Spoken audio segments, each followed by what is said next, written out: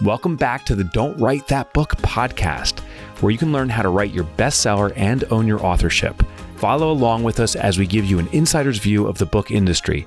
Now, here are your hosts, myself, Mike Michalowicz, and AJ Harper. I wish I had the record button pushed when you said that. Do you mind saying it again? Because now I'm recording. Go. Yes, go. I got feedback from my sister who... Oh, shoot. Got to email her back. Oh, okay. Write it down. I know. So she kindly listens to our show, and she listened to the episode of us reading the letter from my mother, the marketing piece. We lost our gourd, you and I. I haven't laughed so hard. What did your sister say? So it was hysterical. I started laughing. So she was at the gym on a step machine, you know, like one of these public gyms, working out, and she's listening to it. And you and I start laughing, and it's this infectious laugh.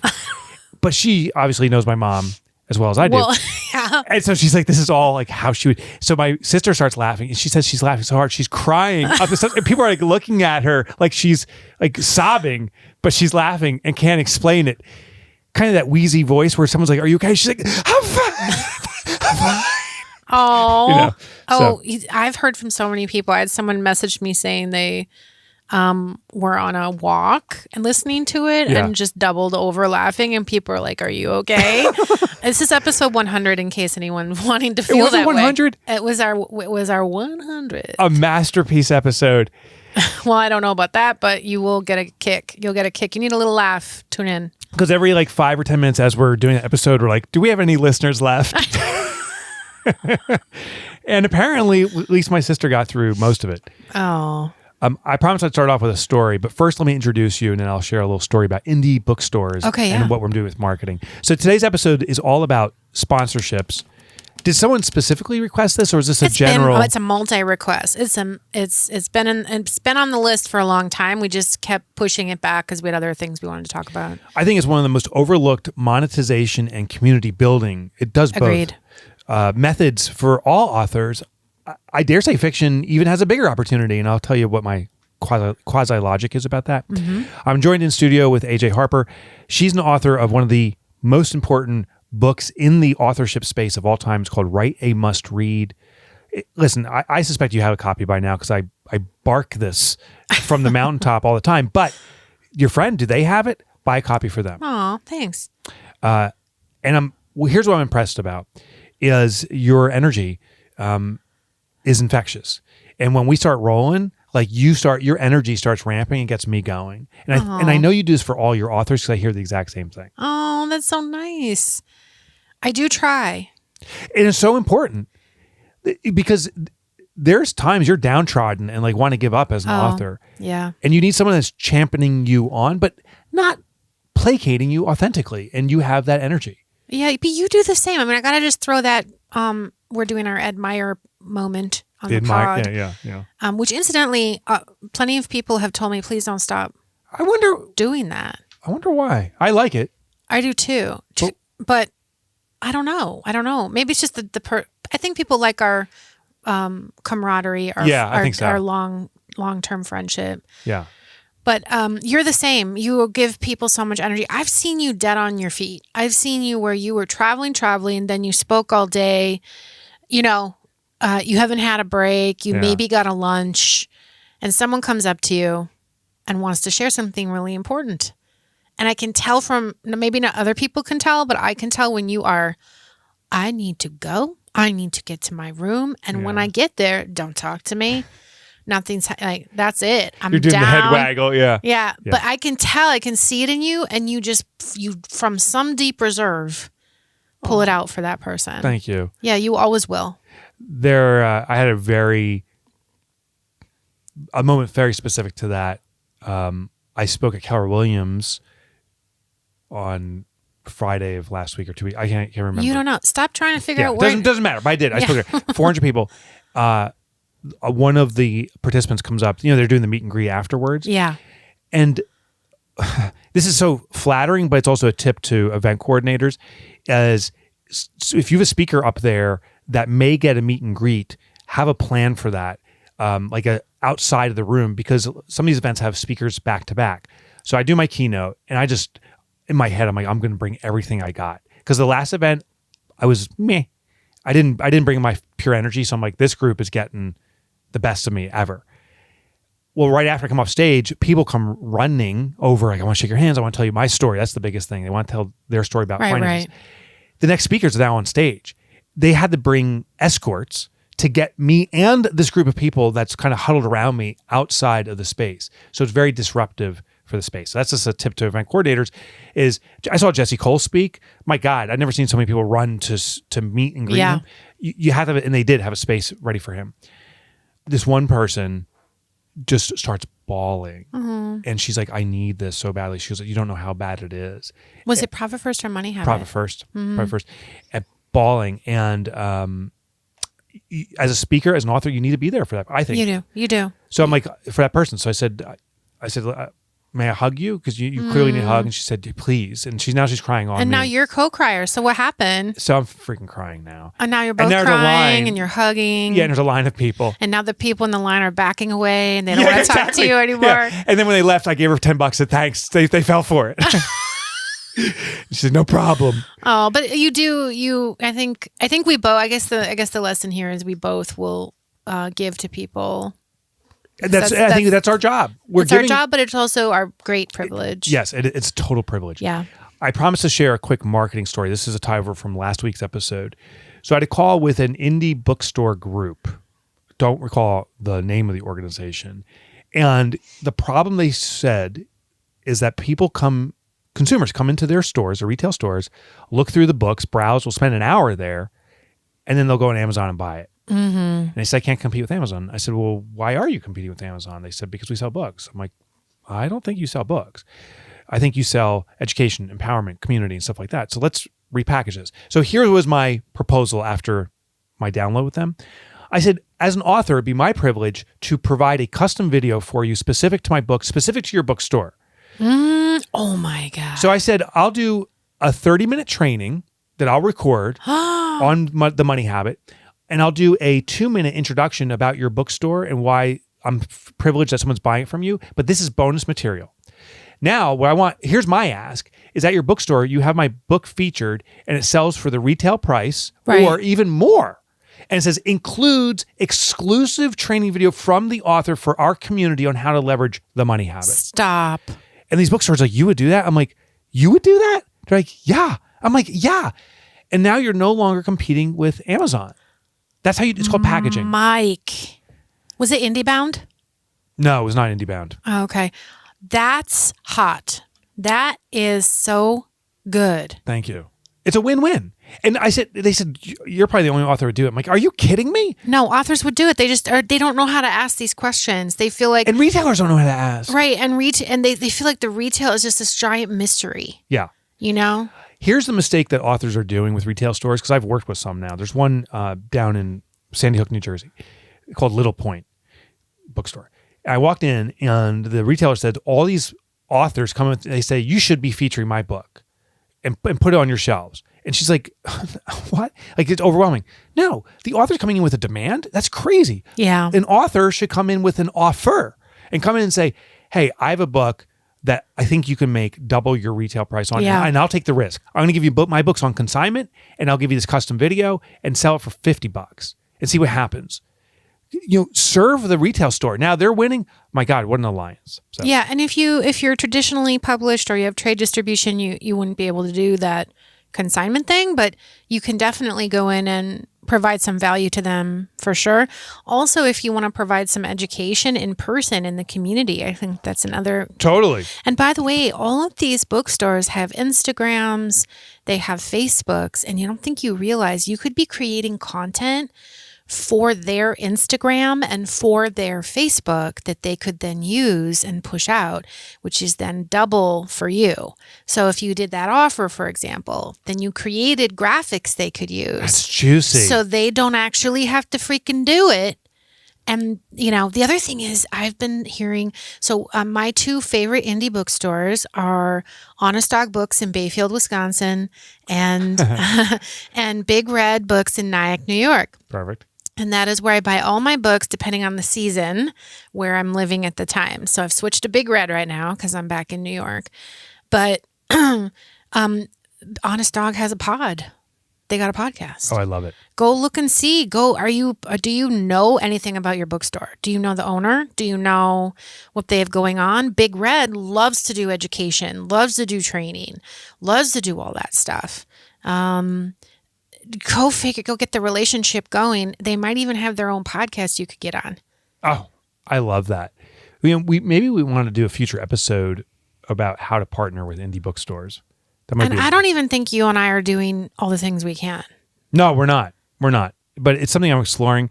And since the money habit, this goes back to a point you made a long time ago, with a sole and long-term focus on the money habit now for the next year or two. Yes, please. Now it's focus on these things. It is opening space to do things. Because imagine now if we were in writing season, which is what we would be in. Right now, writing season would start. Yeah, we would have already had a retreat.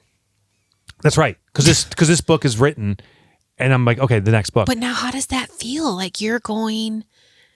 It feels different. It feels odd. I know, but it feels like so good. It feels good. Look at all these ideas you're coming up with. You wouldn't have had the mental space for it. That's correct. Then you would have thought, oh, that's on autopilot now. I just have to deliver on all these things we already put in the strategy. My team is implementing my launch plan. Yeah. Now I'm focused on the future. Yeah. And that's not good. Yeah. You're 100% right. Yeah. She pointed at me. She gave me the finger. The pointy finger. I know you did. And I shook my finger. You shook your pointy finger. It's like, God, I wish we were doing this on YouTube. But in the future point, we will be doing these on YouTube because we'll have a studio with cameras all set up. All right, so let's talk about the topic du jour. Sponsorships. Yeah. I believe, as I was sharing earlier, that this is the most overlooked opportunity for financial gain, but community building. And I think authors that consider sponsorships don't look at either of those elements. So let me just share some of my maybe personal stories. Yeah, I want to, because I'm curious about what, you're the person who clued me into sponsorships way back when, 17 years ago. Yep. And I'm just wondering, why did you even think to do that in the first place? Well, you know, someone approaches me, or in that case did, and I was like, oh, I never thought about that. Oh, so you didn't go get it. It came to you. Correct. Oh, it was a company called Nextiva. I know it was Nextiva, but I guess I thought you pitched them. Nope. Became one of the most important sponsors. So it was one article. You know who they reached out to? Barry Moltz, who's retired now from the industry. And they said, we're looking for 3 authors. We thought you could write some articles, back to last week's episode, on small business, because we serve the small business community. What Nextiva wanted, and many sponsors seem to want, is to use the author as exposure to a new additional audience. That's one. 2, a credibility builder, because some of the larger organizations, just by the nature of being large, don't have credibility with small businesses because there's a disconnect. So the big business says, you need us, and the small business says, you don't get us. But the author becomes the conduit, the trust factor. Oh. So Nextiva said, well, we're this big business, and we're trying to sell, back then it was phone systems, to small business. We want someone that can speak to small business and can be this conduit. And so Barry's like, oh, I can get some other authors for you. So he reached out to me and Riva Lasansky, former editor for, I think, Entrepreneur Magazine. And I got, I think, a $50 write an article for us. And that over the years became hundreds of thousands of dollars of revenue. I was about to say $500,000 of revenue, perhaps that much. In sponsorship revenue, sponsorship revenue, or in-kind sponsorships, meaning they would buy books, or they would that's not in kind. Pay an event for me to speak. Yeah. I mean, that's not in kind. What would be in kind then? Doing some sort of service or something that you would normally do, like if you, like giving you phones. Oh, okay. Yeah. And they did, by the way. Okay. So even today, we don't use phones much anymore because of Zoom, but the phones here in this office here are all Nextiva, Profit First Professionals, and the author office. So we have about 20 phones, free phone use for life, and all the equipment from a $50 article, and then That's how it started. You built the relationship. See, I always thought you went out and got them because you're entrepreneurial minded and you're always looking for something like that. But okay, but it did spark you thinking, if they want that, what else, right? Yep. And, certain things I did that other folks don't typically do is got on a plane and flew out there. I happened to be in Scottsdale, Arizona one day. I said, hey, can I come out there and meet with you guys? I travel through your area often. I didn't even know what area it was. And they said, well, you come to Scottsdale? I go, yeah. And I'm like, what part of Utah is that? Based on the $50 article? Yeah, well, pretty soon in after that, because they what asked part for, of Utah? I just got Yeah, it. you got it, yeah. I'm so clueless. And so they asked for subsequent articles. I was like, oh, there's something here. And meet with people. When we have a face-to-face interaction, there's a whole new level of connectivity. For sure, especially these days. Yeah. So I went out there, built a rapport, went out with Yaniv Masjedi is his name, Thomas, Thomas, he actually goes by, but spelled Thomas, who's the founder, spent time with them. Then I said, hey, your sales team, I can do some sales training. I used Get Different, but the predecessor to it. Right. And I did a speech for them, for their team, for free. And Thomas and Yaniv were there like, this is amazing. Thank you. You've served us so deeply. And then they did something for me, and it's back and forth. Back and forth. Yeah. It's huge. Oh, that's so interesting. So then when then did you decide I'm going to go get a sponsor? So let me get another sponsor. Well, right from then on, I said, whenever a sponsor presents itself, I'm going to go for it. But I mean, when did you go find a sponsor? Just called on one effectively? Well, I don't know. Like, are you saying everything was inbound? Because I've been telling my students, they're not. Get them. They're definitely not inbound. Oh, here's what I did is I went to, remember that board in the Cookie Factory office on the wall? The one that was made from a shower? Yeah. Jeremy Smith, who worked for us at the time, the guy's a genius, says, oh, we can make a whiteboard for you. He got parts of a shower, put it on the wall, and I come into the office one morning, and he's got turtle wax for a car, and he's waxing the wall, and he's like, watch this. And it was this huge whiteboard. It was the best whiteboard I've ever had. Thank you, Jeremy. And on there, I start writing down everything I use. So everything you consume for yourself is someone who could be a sponsor for you. Then I wrote down what are all the things that my readers use. Yeah. They use accounting software. So I wrote accounting software. I said, what accounting platforms are out there? QuickBooks, Xero, FreshBooks. And then start writing down all the Wave was one. And then I said, okay, I'll call. And so I went out to FreshBooks, which I think was in Canada. I met with the CEO. We did a gig together. And what I do is I call these people and say, hey, my customers are using your technology. I would love to come out on my dime and just learn more about you so that I can appropriately recommend you. And now you have a rapport with this person. And you say, oh, how many customers do you have? Well, my readers, my first book by that time had 20,000 readers, maybe 20,000 books sold. I said, well, 20,000 readers. Mm-hmm. Like, oh, that's amazing. Who are they? Oh, they're the community you serve. Oh, we should try something together. Let's do a trial run. And there's a lot of these trial sponsorships. I got a most recent, this is 2020, early 2025, sponsorship from Intuit. It was two virtual presentations, 30 minutes each. $70,000 because of the community. Now, Intuit, the very first one was, I think, a $75 article. These relationships, for me, start off small. You build the relationships, you find the opportunities of how you're serving community, and it can grow, and it can grow. They hired two people to speak at that. I don't know what the other speaker got for a fee, but that's what I got was $70,000. The other speaker was Damon John from Shark Tank. Mm-hmm. I got a call a week after we were both done. They said, you brought way more traffic than Damon John. Well, Damon John's way more famous, but we have a community that we'll market to because I know the benefit of that relationship is the ongoing relationship. Right. So we marketed the heck out of it to a tune of 2 to 3 times the amplitude. So guess who called a week later? Right. Intuit said, we want to do something else with you. Right. So that's how these come about. For me, they start slow. Write down all of your customers, anything they use, coffee, I don't care, write it all down. Best sponsor ever, Boldify, balding head, Baldify. So there's this product you can sprinkle on your head. It's like one of those infomercials for $19.99. Yeah. That it looks like real hair. And I was doing this event And they had this camera going over my head, and I got a bald spot the size of like a landing pad, like a helicopter can land on my head. And I remember this was the first time I realized how bald I was. I was watching.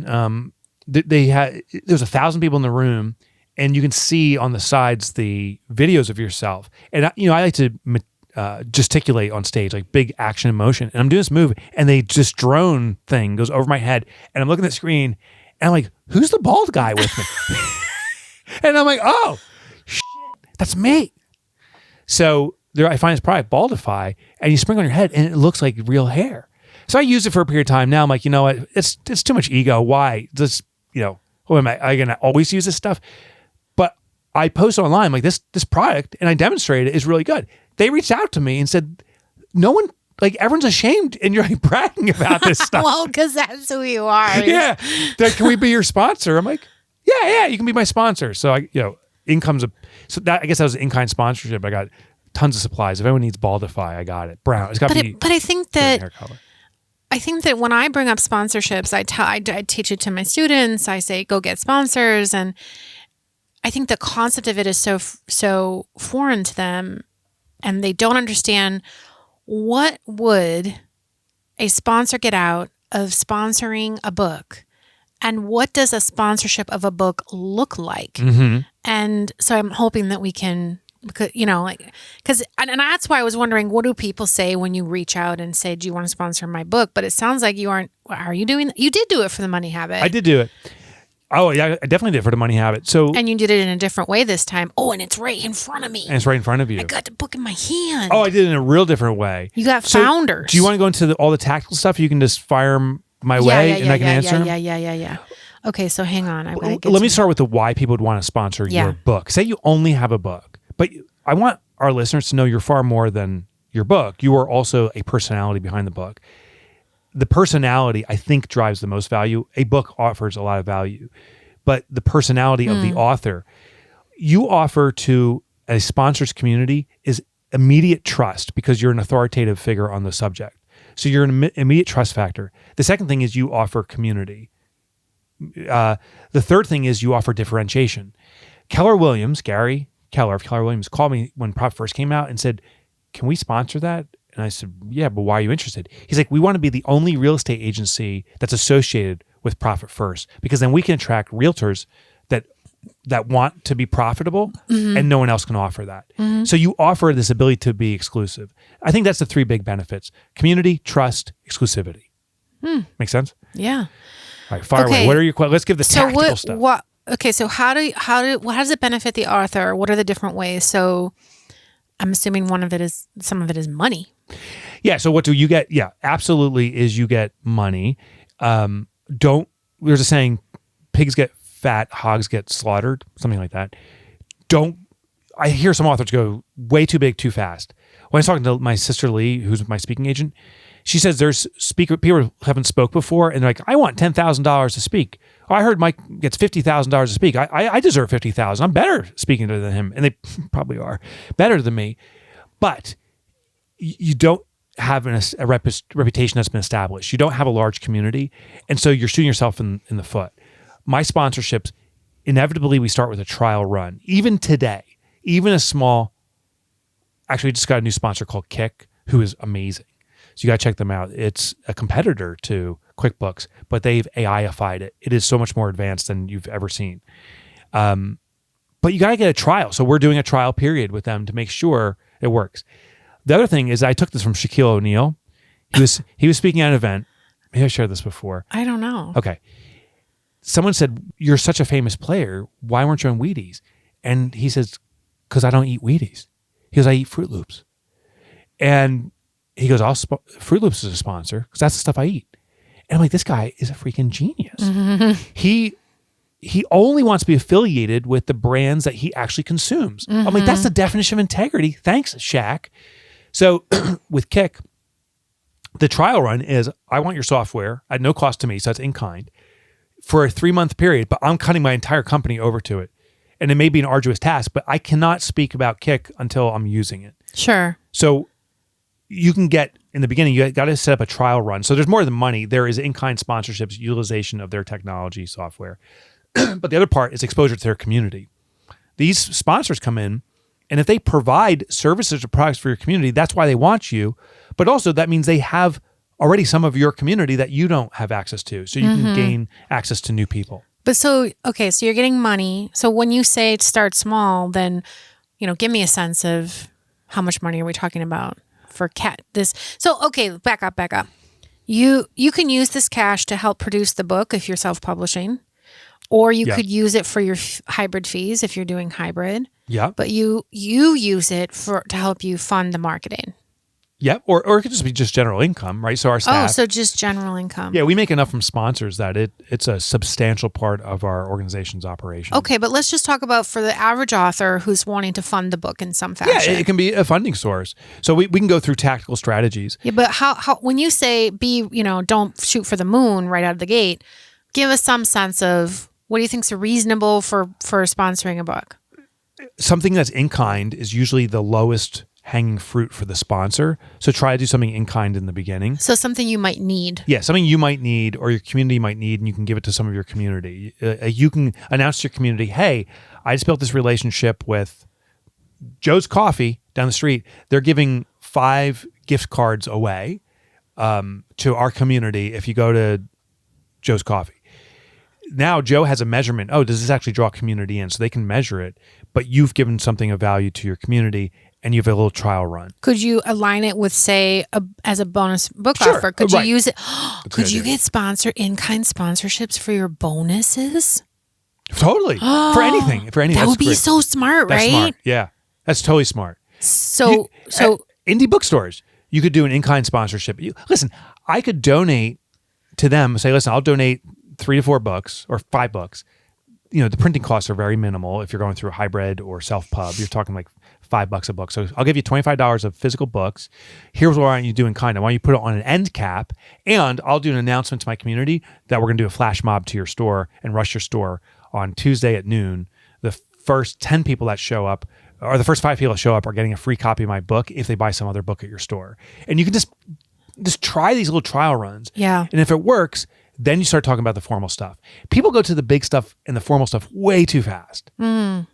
Just do something where there's some kind of win-win and some measurable component. and then that can actually grow, as we've now learned from what you're saying. Oh, it can take off. So, but it's also cachet. cachet, what do you mean? If you have a sponsor that is well respected by your community, then the fact that they sponsored you right, reputation. Yeah. gives you cachet. Correct. You can use it. Yeah, and right. So what you mean by cachet also is it can build your reputation for being a great sponsor. So there's another technology out there called Gusto. It's a payroll system. I use it. Oh, it's great. Well, Gusto now is in our universe or our solar system because of our relationship with Kik. And Kik, a current sponsor, came in because of my established relationship with Relay, who's been an extraordinary sponsor. Right. So it's okay. But I was thinking also so cachet among sponsors so that they see, other sponsors are down with this person. Let me check him out. Yep. But I'm also just talking about with your readers. So if your readers respect, say, Relay is one of yours, etc., then, Relay is sponsoring this guy? Okay. So if you like that brand. Exactly. So then you're aligned with a brand that your readers like. That's a good thing. We did an event once down in Australia. So the timing is kind of awkward because it was on East Coast time. So very early morning start in Australia. Funny little story. So they need to find a space for me to broadcast. I do a webinar with Gusto, Kik, and Relay, the 3 founders of these organizations, and we're talking about AI and how it's affecting the community. Over 2,000 registrants for it. So it talks about community building. I invited my own community. I'm the moderator for this. Each of these companies invite their community. So I had to be at the studio at 6 a.m. Australia time because it's like a 3 p.m. broadcast here in the States. And the studio's closed, but they know I'm coming. Well, it's in the middle of Sydney, and as I'm walking up to it, it's still dark. There's a unhomed person who seems to be having some kind of event at the door trying to get into the space that I have to go in. So I have this dilemma, like, pardon me, I need to go in there, but he's like pounding on the door and stuff. So they're not letting this person in. They've locked and bolted the doors. So I'm like, I got to wait this out. So I waited it out. He ultimately left on his own accord. Then I go to the door and I start knocking on the door and they're like, we ain't opening the door for nobody. I'm like, I got a podcast. So I start pounding. Now I'm the unhomed person. Like, let me in. I need to get in. Finally, the manager comes over with security. They look, and it's a prejudice. They look me up and down and say, okay, we think you're okay. The beard did not help, by the way. The bagel that was still hanging in the corner of my beard. And they let me in, and I do this podcast. What was so interesting is it exposed me to this whole new community that I was not aware of me that was consuming their stuff. So sponsorships can start cascading sponsorships. Okay. That was a long story to get to. It's okay. A long, boring story. I also think that sponsorships can help you get deals. If you have secured sponsorships or there is a actual in writing commitment to purchase a certain number of books, That's right. that then means that the publisher knows that they are going to have a certain number of books sold. That helps them make a decision if they are going to publish you or not. Yeah. So that can also be useful. Yeah. Do you want to talk about strategies specifically to do for sponsors? Yeah. So, but I want to understand, what do you think are the sponsor benefits to the sponsor? What types of things can you offer them that's book related? Book related. Well, they can be featured in your book, so they can highlight. We did this with Next Diva. Next Diva's in one of our books. They cut that piece out and said as featured in. I can't remember what book. I think it was All In. No. Get different. Clockwork. I mean, it's Clockwork. So it's as featured in Clockwork. They'll highlight that on their website. So it gives them further credibility. They'll use lines from that in their own content. But can I just say a caveat? Yeah. The story has to work. Oh, yeah. It has to work. You can't just have a featured story that reads like some sort of elaborate brochure. Correct. It has to actually be of service to the readers. I liken it to like a TV show where, they're drinking and it happens to be a Corona with the label facing the screen as the person drinks it. That's a paid for sponsorship. They're in the scene. They're going to be drinking a beer anyway, but Corona paid to be there. So I think authors can ethically, if you're writing that story anyway, you can find a sponsor that also would be willing to compensate for that story you're writing anyway. They just become the featured story. Yeah, so you would just have to make sure they understood that you'd have to interview them to try and get at a story, which is what we did with Next Diva. Yeah. So if you can find a story that will be of service, then go ahead and do it. Yep. A thing we did with the money habit that I'm particularly excited about, we brought this back. We did this with Fix This Next to great effect. Oh, I got to tell you another thing we're doing. We do a founding family. And so if you're offering a certification like we are, so you can get certified as a money habit mentor, you had the opportunity to upfront pay a fee, which simply will get you books. So you'll get, some of these people are getting 100 books to 200 books, and you will be featured in the front of the book. And we did 3 levels. So at level 1, I don't remember what the fees were, so don't quote me, but let's just pretend it was $1,000. For $1,000, your name will be in the front of the book for the first print run, which is 15,000 books. Oh, yeah, that's right. You separated it based on print runs. Print runs. And if you paid, say, $5,000, again, don't quote me, it was more than that, you'll be in every single printing. But you also get a copy of, I hope it's in there. Is it in there? Yeah, a note. I've got it now. A note from the author about the founding family of money habit mentors. And then there's a little introduction about money habit mentors. I like that term instead of, because you have Profit First Professionals and now you have money habit mentors. Alliteration, yeah. I dare say Ron Saharian was the creator of that. That was his suggestion, I think. MHMs. So you've got some names I recognize. Yeah, so it's a list of the names. Now, these people are all getting 15 people in here. Yeah, 15 people. Yeah. And so, that's a lot of money. If it was 1,000 each, and it was more than that, but if it was 1,000 each, that's 15 grand. That's substantial money. And I think the average, don't quote me on this, I think it was $5,000 So that's $75,000. And so some people will pay, they'll be in the first print run. And then for those who did not, they'll be out and in the next print run. Correct. So some paid just for one print run, some paid for up to 100,000 copies, and some paid for a lifetime. Now, everyone will get a copy of the book. So you pay for this. You're also getting, as part of that sponsorship, 50 or 100 books that you can then dole out. And the idea is you hand it out and say, look, I'm featured in the book. Or just in public, when you're offering mentorship, you can say, yeah, I'm one of the founding family members. You also got early training, and you get to give critical feedback saying, hey, give me tweaks, because you're founding family, tweaks and changes to the book. So that was a really powerful sponsorship. We did that with Fix This Next to great effect. And you got their URL in there. Yeah. And you say where they're located, which I like. Yeah. Yeah. That's good. Yeah. So that's a really interesting sponsorship. And that's a way, we didn't go to large corporations. These are individual small businesses, even freelancers who decided to do this. And we went to our email list. So that's a technique. So what are some other benefits that you could give sponsors that would be worth their while? So another thing sponsors can get is they can order the books in bulk, so they can get large quantity discounts. We facilitate that through BookPal, which is a distributor, so we get it registered on the different ranking systems. Or if you're in a hybrid like we are, you could sell those directly if you're trying to monetize it. Like I told you, a book costs us $4 to print. Mm-hmm. And if we sold it for a discount at $15, we're netting $11. If we go through BookPal, we're maybe making $6. It's really costing you $4 at the quantity? Are you sure? Probably less than that. I don't know. Because that's how much it cost me. Oh, really? And I didn't get your quantity. Yeah, we're doing 15,000. I did 7,500. Okay, so maybe it's costing $3. Yeah. Something interesting Page 2 did, another maybe way that you can leverage this, is the print house sent pictures of the book actually being printed. Friesens.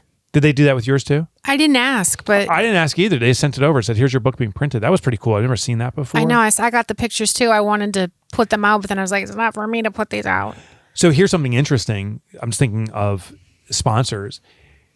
They do this with car manufacturing. When the first run of cars comes out, people who pre-order that vehicle can send a photograph in, and they'll show your car being manufactured and put your photograph on it and send you a picture. Cool. Well, you could do this with a sponsor and say, hey, the first 100 books coming out the print press were supported by... Oh, what a neat idea. Yeah, and then you have their little logo on it. That's good too. Yeah, so there's a million ways to give them exposure. So they can get a discount. Could they get, something special on the book? Yep. Dream First Bank is a sponsor. So I reach out to my historical sponsors and say, hey, I have a new book or a new opportunity. Is this something you want to consider? Relay, who is an extraordinary bank, go to banklikemike.com, is ideal for business finance. They don't do personal.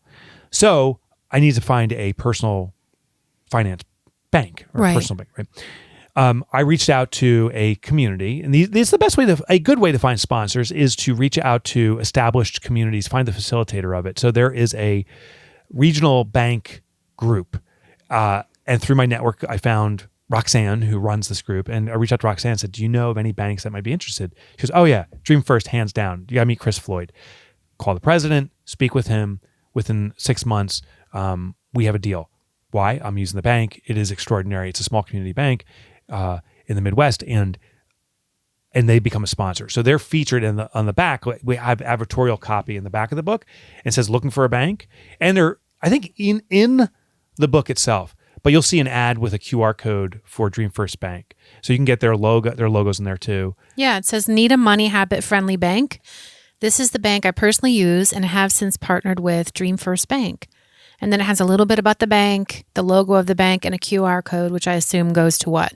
Go to like a page about Dream First, or it goes straight to Dream First? Goes straight to Dream First with a tracking code, so they know, oh, this is serving us. We're getting traffic from money. Okay, so that's helpful. By the way, if you guys pre-order the Money Habit, you can see all this firsthand. Yeah, please get a copy. But okay, but you could also, if Dream First wanted to, they could get like, say, it's not that expensive to do, say, a 2,000 print run or 1,000 print run. And then you could do a band across the front. You could have their logo somewhere. Yep. It could be you could put a stickers on. That's the poor man's lobster. That's what I did with Nextiva. I called him up and said, hey, do you want to sponsor 50 books. I think this is early on in our relationship. I said it'll be about $1,000. I said, yeah, let's try that out. So we got stickers printed up in the very front. It said, the knowledge in this book has been brought to you by Nextiva. I also want to say when you could plan ahead. So, okay, when you're printing, and it depends if you're doing offset or print on demand, but you're never just adding one page. You're either adding, 4 pages, 8 pages. So if you add 1, it's going to be 4 or 8. That's right. Yeah, just depends on the type of printing. But what if you just had a couple blank pages that you reserved for future sponsors? That's a good idea. If you wanted to do something custom in the back because you can't add that later. That's right. You can't change that metadata of the page count. That's right. So if you just think, all right, maybe in the future, I'm going to add a couple pages where I do a featured story on a sponsor that I have yet to get. Yeah. No one cares if you have a couple blank pages in the back. And some people put this page intentionally left blank. That's fine. Well, you don't have to. You don't have to, but you could. You could put notes, a place for people to jot down notes. Oh, that's a good idea. Yeah, but I think some because you can't, after the fact, add pages. That's brilliant. You can insert applications. So we did this with, I can't remember which bank it was.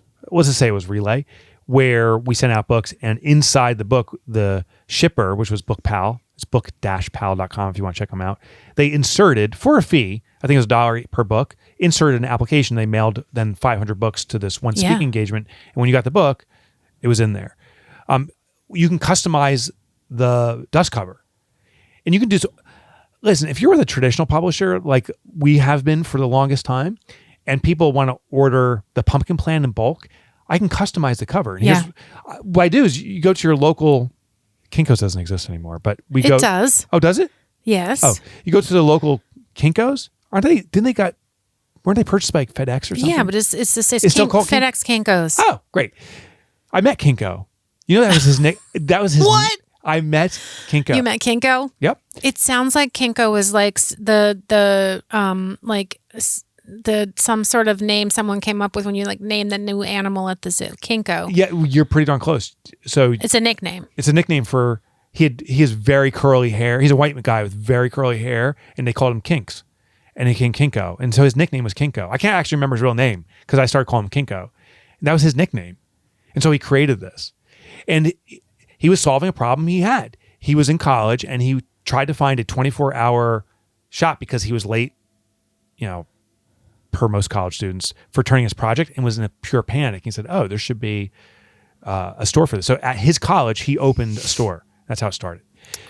But you can go to a Kinko's, and you can have a dust cover printed out and fold it up. They score it so you can fold up. So we did this with Get Different recently, where we made a custom cover that said, this is a gift by, and then we had a stamper because they were small sponsors. They could sponsor like 10 books at a time, but it said, this book was gifted to you by, and it's a big white box, and you stamp in Joe's Coffee, Jane's Laundromat, or whatever it is, right on there. Phil Jones famously does this. He sold so many books doing custom books. If there's one guy who can milk one book title forever, it's Phil Jones. Yes, the author of Exactly What to Say. Exactly. You could also speak at events, right? Mm-hmm. You could do a lot of other sort of things that are of value to them besides the book itself. Mm-hmm. Yeah, it's unlimited. As long as you understand the objective of the sponsor by asking them, do you want exposure to a larger audience? Do you want credibility with your existing or new audience? Do you want to be put on a pedestal, elevated in some capacity? Once you start defining those things, then you can structure this in so many ways. Yeah. So I'm curious though, is what materials do you have to have ready? Because my experience is a lot of people don't really understand what it takes to go into a book. A book seems like this bizarre concept to people of, is this actually going to be a real thing? What do you have to have ready to show them about the book? Well, I think minimally you have to have an author page because the book is part of it, but there's usually a human they want behind it. So I think I know you have to have your author website. Yeah, I think that's a big deal. I think you have to have some proven measurements of community and effectiveness of reaching out to that community. So do you have an email list? What's the open rates? That's often data looking for. Social media is still relevant. Like how big is your social media following? But social media, for me, the biggest social media platform is YouTube. So I point to YouTube and say, check out, one of my speeches and see that has 100,000 downloads or something like that. Like, Sure. So you point to that credibility. If they're going to be inserted in a book, you better have a book that they agree with the content. I use profanity or suggestive language in the books in a fun, but minimally. But I do. Yeah. And so you want the group to consume that. There's some religious oriented groups that have hired me to say, that content is just not within our domain and we won't work with it. And conversely, there's other communities that say, thank God, that's the way we do communicate. So they do want to consume your content to make sure that the messaging is consistent with that. One thing I've suggested to people who do book proposals, right? Take a lot of the elements of the book proposal and convert that into a sponsorship proposal. Oh yeah, that's great. There's so much info about the book in there, and it's really a business plan for the book. So it seems that corporations can relate to it. Yeah. Because this is very thought out. There's a plan. Here's what it is. Here's exactly who it is. And then also that target audience section in the proposals is gold because it's showing how big exactly who's the reader. How many are there? What's the secondary reader? What's the tertiary reader? I like that. Yeah. When you go into these deals, I try to build a relationship very early on and try to come with a trial offer, which is often just, hey, would you want to try something together? But I first determine what are they looking for? Exposure, trust transfer, authority, whatever it is. I just get a sense like what would be important and serve you. And then I say, hey, do you want to try something together? So that's how I get started. I have a history of doing enough of these projects, though I can pull from the magician's hat, out a deal right away and say, in the past we did this, and just plug it in. So I think it's a good idea to have a bronze, silver, gold kind of. So you want to have that in your back pocket, or you want to present them with multiple options? I think having the back pocket, I first say, do you want to try something together? And just get a yes. And say, what would be a minimal risk for you, but maximum proof that this works? That's how I typically start. I don't like to say, here's the 3 options right out of the gate. Y'all, this is an episode you need to listen to where you can take notes. You need the transcript, which shout out to Laura Stone, who listens from my team, who listens to every single episode in advance, does the transcript, cleans it up, makes it pretty, does all the show notes. Thank you, Laura. Thank you, Laura. Yes, you should have a structured deal, and there should be a contract. This isn't our show notes, I'm looking, but there should be a contract. So it's not a handshake. No. Nothing speaks like money in your pocket. Invoice up front. Collect the money. Oh, invoice up front. Yeah. So who's do you need an attorney for this thing, or could you just kind of run it together? And I was talking with some dude and he goes, just go on a legal Zoom. He goes, it's so good. It's real lawyers behind the scenes. So you have a real lawyer and there's documents that are created. And they are not your sponsor, right? Right. Yeah, thanks. Yet. Not yet. Yeah, that's a good idea. So use someone like that. A contract's important. Money in your pocket can never be beaten because a contract can be disputed and it can be costly to enforce. Money in your pocket is in your pocket. If you're doing something that you can't unwind, like, I'll do 500 books with your name in it, and then I'll charge you after that's done. If you don't pay me, there's nothing I can do to recover. Fair. It's out there. So make sure you get money up front. Let's see. So I want to know, when has it ever gone bad, like gone super left, and you think, that was a terrible sponsorship situation? Just trying to think. I think, without really naming names, because I can't think of any names, I have had situations where the sponsor, their platform is so inconsistent with mine in regards to their definition of ethics and who they serve. So there's these, I get contacted, in the past it was daily, it's a little less frequently now, but we want to be featured in your blog. We'll pay you X number of dollars for you to put this link in our blog so we can get backlink. And some of this, there's some creepy things out there, but they kind of dance around. There's been some of those like, we'll take those on. And it's like, now we're backlinking to stuff that's not congruent with our brand. And it starts degrading us. So I've done a few of those by accident. And I've stuck with my obligation. They bought for a few $100s a lifetime link, and so they're still linked, but that can be costly over time. Yeah, and who knows what happens if they change what's on the link? That's a good point. Yeah, It could really change, and then you. you're stuck with that link. Yeah. So for us, it's like, do we use this stuff for ourselves, or does our community use this stuff? That's our biggest test. Any other cons with sponsors? Yeah, well, they can assert authority over you. So, I've done that TV show that it's very difficult to consume. It was sponsored by Vizio, which is a great company product, but the backfire on that one is it's only on Vizio. You cannot get this TV show. So we do this public announcement, because that was part of the deal, to something that you can't access unless you have a Vizio television.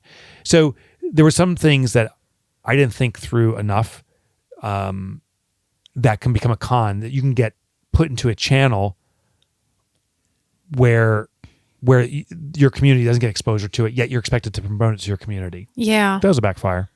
But you know what? We've had a sponsor on this show. Yeah. For the book. And so, that's another thing you could do. Yeah, exactly. Right? Exactly. A lot of authors have podcasts. Yeah. Yeah, and that author, we promoted the heck out of that book. I hope it served them.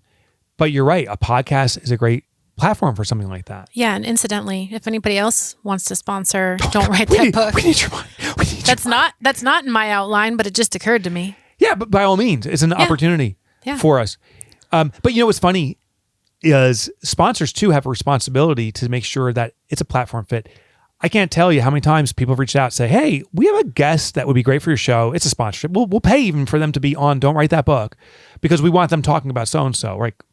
We've never had a guest. Yeah, so a sponsor has to do their due diligence too. Yeah, of course. But some don't. That's great. I mean, I'm telling you, I'm going to teach today, and I'm going to go back and I'm going to tell everybody, listen to episode 111 of Don't Write That Book, because this is like, you got to have a notebook ready to listen to this thing. I'm going to make a bold claim here. I challenge every author to have 1/3 of their annual income created through sponsorships.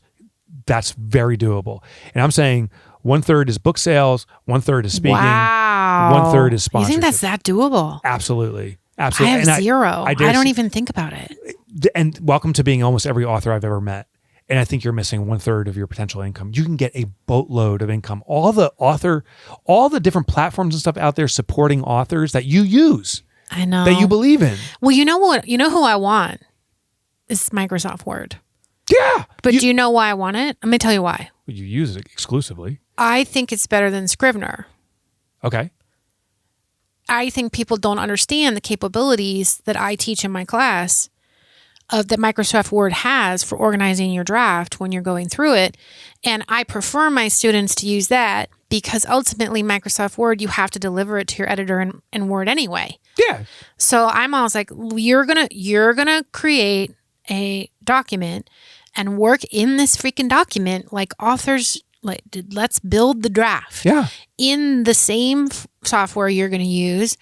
And I've been saying that forever. So I want to have, I know I need a contact. If you know anyone, y'all email the show. Well, you just start one Google of who is a contact for sponsorships at Microsoft will yield information. Like it's literally that little effort. And then you start the campaign. I also have, okay, I'll save it. It's a juicy tip. I may save it in a second, but I want to say to our listeners, write a must read right now. Which I wrote on Microsoft Word. Which she wrote on Microsoft Word. I also want to invite you to get The Money Habit, to pre-order it. It's on your favorite platforms. This is a selfish ask. I think it'll serve you so deeply, but also the pre-order momentum is very important. And when it's about to come out. So when this airs, it's going to be out in, I think, a couple weeks. That's right. Yeah. That's right. You also have some retreat dates coming up. So we did release our editing retreat dates, and I have limited them now to 3 retreats next year instead of 4, mostly just because of bandwidth for my team and for me, because I'm planning to do some writing next year. And so we are doing them just in the summer, in June, July, and August, and we've already started booking. So this is November 17th when we're recording this. We've already started booking. You definitely want to go. If you want to sign up for one of my editing retreats on Madeline Island, go to ajharper.com and we can get you started with that. because I have only 8 spots per retreat. So it's very limited. I got one more juicy tip on sponsorships. I'm not going to share it just yet. I'm going to hold on, but I am going to share it. The reason is I got a listener who's listening to the show and said, I can tell when you guys start wrapping up. And I start doing that, blip, blip, blip, fast forward 30 seconds to the very You end. did? Yeah. I'm like, thanks for your integrity. So I got a massive juicy tip. I want to do a couple more promotional things, but I'm not going to tell you where the juicy tip's coming. I want to invite our listeners to get Becoming Self-Made. Download that. That's the brand new podcast that I'm doing. It's about the entrepreneurial journey, but not the traditional stuff. It's about the struggle these entrepreneurs and authors have faced and how they're navigating it. It's on your favorite podcatcher. So Becoming Self-Made. Check it out. Download it. I guarantee you'll love it because I love it so much. Quick story, Michael Port. I texted him. Text him. I said text him and tell him what you want him to bake for you. He's making an apple pie and a pumpkin pie for Thanksgiving. I'm sending it down. Stop And he it. sent pictures of an apple pie he had made, and my mouth was salivating. But you make an apple pie. Yeah, but not to his level. No, he goes immediately to expert level. It's gorgeous. It's a lattice work, on the top. It's gorgeous. So I can't wait to spend some time with him. I'm heading down there on Tuesday before Thanksgiving. To pick up your pies? Yeah, and hang out with Michael for a little bit. Oh, I love it. I'm so glad. So I just hung out with Michael about a month ago. Yeah. We were recording some promo and he was interviewing me at the studio, and he had remembered that a few weeks before that I had dinner with him, with Michael and Amy. Yeah. And he had asked me my favorite, and I said, I love anything cream filled. So I show up a month later and to the interview, and he's got the whole table is like full of all cannolis these and stuff? No, like almost like eclairs, but they're called something else. And forgive me if you're listening, Michael. I don't remember the name. Is the best thing I ever ate in my whole life. And he remembered. So he had all these cream filled desserts. Plus he made macarons and everything. Oh. Yeah, he's well, first of all, very dear to both of us, but amazing. Amazing. Yeah, he just got back from Europe where he took a patisserie class for like a week. Did he redo his kitchen? Did I understand that? Yeah, I think so, but I think he took part of his dining room and expanded. I don't know. I can't wait. You'll get to see it. I cannot wait to visit him. Okay. Do we cover all the key stuff before I give away my crazy? Do the tip. So a little sponsorship hack you can do if you're afraid of approaching sponsors when you have never had one is to do a podcast or something and thank a sponsor that you don't have. When I first did Entrepreneurship Elevated, I think that was the first podcast, whatever it was, I would thank American Express. I said, hey, before we wrap up, we want to thank our supporter and sponsor, American Express, for supporting this episode. We are welcoming new sponsors to come on board. American Express was never an official registered sponsor. They didn't even know, quite frankly. But I just said that.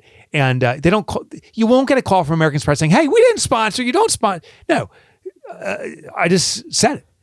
Because in my mind, I use American Express so often with my American Express card. I'm like, yeah, they're now my sponsor. It gave instant credibility. And like, other people should do it. I've been talking to people. That is common practice. I thought I was the first guy ever to think of that. You wait a minute. You never had an American Express as a sponsor? Later on I did. Okay, I was going to say, because I remember. Later on I did, yeah. Okay. But when I started out, or in the very beginning, I just, hey, I want to thank American Express for your support. That's how I did it. I didn't even say sponsorship. I want to thank American Express for your supporting this episode. Because it wasn't an official sponsorship, so you weren't lying. It was not lying. But you were grateful for the credit card. Grateful for the credit card. And sure enough, they became an official sponsor later on. That's funny. So there's your That's little such hack. a Mike thing. Yeah. Just get out there and do it. And get your copyright must read, for God's sake. Next week, we're going to talk about working on multiple books at the same time. The pros, the cons, the insanity. Remember that commercial? Stop the insanity. That's what this is. We have a website. What is it? It's DWTBpodcast.com. You can get a sampling, more than a sampling, you can get a treasure trove of AJ's materials up there. It's for you for free. Plus, we are sending out some other bonus stuff that we're doing and sharing from subscribers to that page. So go to DWTBpodcast.com. Also, if you have a topic you want us to talk about, email us at hello@DWTBpodcast.com. Thank you for joining us for today's episode. The world does not need more books. I'll promise you that. AI is spitting them out left and right. But gosh, AI is writing those books. So don't write that book. Write the greatest book you can.